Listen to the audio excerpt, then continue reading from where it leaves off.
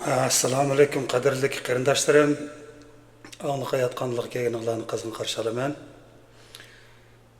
Bugun darsimizning davomi, ya'ni 6-dars niqobingni ilvat. Ba'zida bizni charchitgan narsa hayot emas, balki har kuni turmushda o'ynaydigan rolimizdir. Assalomu alaykum qadrli do'stlar. Bugun men sizdan bir savolni so'rab baqay. Siz har kuni ko'rayotgan kishilarning oldida rostilla ko'rinayotgani o'zingizmi? Ya'ni siz har kuni kishilarning oldida ko'rinayotgan o'zingiz rostilla haqiqiy o'zingizmi? Yoki ularning sizning kutgan odami bo'lib yashayapsiz? Ba'zi kishilar doim kulib yuradi, ammo uyga qaytganda yolg'iz yig'laydi. Ba'zi kishilar doim hech bo'lmadi deydi-yu, ammo ichidan puchunlib ketgan bo'ladi. Nima uchun shunday qiladi? Chunki ular hissiyotini emas, balki niqobini ko'rsatadi. Bugun psixolog paqining eng cho'ng niqobini ko'rib qoladi. Undaqda biz kitobimizga qarab boqaylik. Paqa odatdagidek psixologning oldida o'tiradi. Bu qitim uning chiroyida kulimsirash bor edi. Psixolog uningga qarab, "Bugun o'zingni yaxshiroq his qilyapsanmi?" deb so'raydi. Paqa darhol javob berdi. Yaxshiman, yaxshi his qilyapman" dedi. Lekin psixolog javob bermadi. U Paqaning ko'ziga qaradi. Ondan nayta asta oldi. "Paqa, sen bu gapni menga aytding, ammo ko'zing boshqa bir narsani aytayotdi" dedi. Paqa jim bo'lib qoldi. Undaqda do'stlarim, biz bu yerga qarab boqaylik. Bizningmi mushundaq vaqtlarimiz bo'lganmi?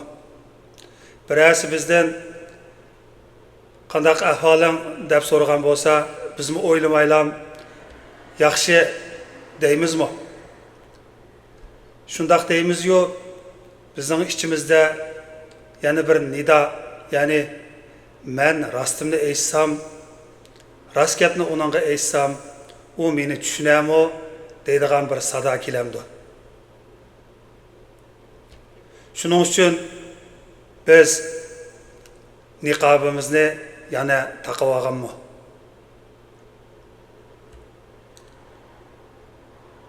Bu to'g'risida o'ylanib beqishinglarni umid qilaman.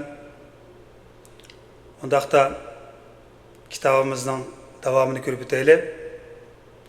Psixolog o'rnidan turib derazaning yoniga bordi. U sirtga qarab turib shundoq so'radi. "Paqa, kichik vaqtingda yig'lasang, cho'nglar qanday qiladi?" deb so'radi. Paqa sal o'ylandi. Ondan "Dadam o'g'il bola deganmi yig'lamdi" dedi. Psixolog beshini langishdi.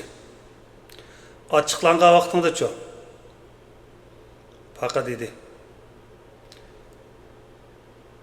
"Mening kichkinam turib ochiqlab ketganni. Ochiqlama, sana nima qo'yibdi bu ochiqlanishni?" dedi. Undaqda qo'rqsang-chi deb so'radi. "Qo'rqsam, qo'rqma" deb undaq hissiyotni ko'rsatishni to'sab qo'yadi deb javob berdi. Psixolog asta kulimsiradi. Ondan undaqda sen nihoyatda kichik vaqtingdan boshlabla bir narsani o'rganibsan dedi. Paqa nihoyatda hayron bo'lib so'radi. "Nimani?" Psixolog javob berdi. "O'zing bo'lib yashashning xatarlik ekanligini o'rganibsan. Ya'ni o'zing bo'lib yashash xatarlik ekan deb o'rganibsan" dedi. Undaqda biz bu kitobdan nimalarni his qilyapmiz? Bu kitapның әң чоң дәрістерден biri shuki, ba'zi bolalar yaxshi ko'rilish uchun o'zini o'zgartirdi. Ba'zilari, ya'ni men doim kuchli ko'rinay deydi. Ya'ni ba'zilari men hammani rozi qilay deydi. Ya'ni ba'zilari men ovoz chiqarmayli yashay deydi. Bularning hammasi bir maqsad uchun. Ya'ni u bo'lsa-mu meni ular tashlab etmasin degan maqsad uchun. Ammo yillar o'tganda u rol odatga aylanib qoladi. Oxirida odam haqiqiy o'zini, ya'ni mening haqiqiy o'zim, men kim degan savolga javob topolmay qoladi. Ondaqda biz hayotimizdan misol ko'rib o'taylik. Bir xizmatchini tasavvur qiling. U ishxonada hamma odamga bo'ladi deydi. Boshliqi uningga qo'shimcha ishlarni bersimi bo'ladi deb javob berdi. Do'stlari yordam so'rasimi bo'ladi deb javob berdi. Uydagilar bir ish topshirsa bo'ladi deydi. U hech kimga yoqti olmaydi. Bir kuni u charchab ketadi. Ondan nimishqa hamma ish mang'il qiladi deydi. Ammo psixolog bo'lsa mundaq so'ragan bo'ladi. Sen eng oxirgi qatim qachon o'z ehtiyojingni aytib boqqan deb. Ondaqda yana bir misolni ko'rib boqaylik. Bir ayol har kuni oilasining holidan xabar oladi. Hammaga g'amxo'rlik qiladi. Ammo bir kuni uning o'zi kasal bo'lib qoladi. Doktor so'raydi: "Siz o'zingiz uchun nima ish qilib boqdingiz?" deb. U javob bera olmaydi. Chunki u yillar bo'yi boshqalarning hayotida rol o'ynab, o'zini unutib qolgan edi. Undaqda kitobimizga qaytib kelaylik. Paqa asta so'radi: "Agar maskamni ilib etsam, kishilar meni yanada yaxshi ko'ramdi?" Psixolog biroz sukut qildi. Ondan mundaq dedi: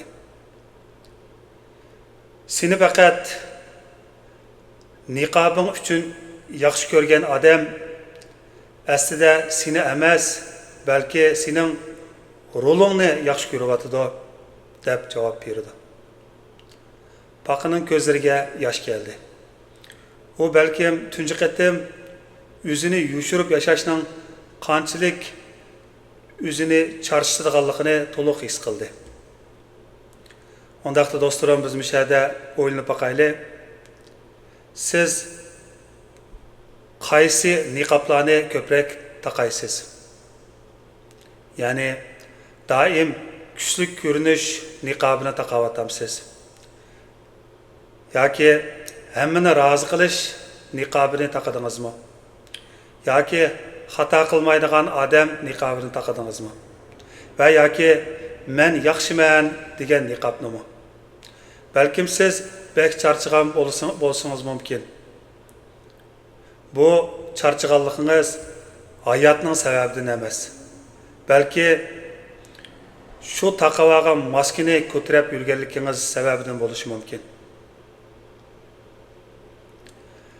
Undaqda biz odatimiz bo'yicha bugungi dars orqali sizlarga tuvandagidek mashg'ullaştirdim.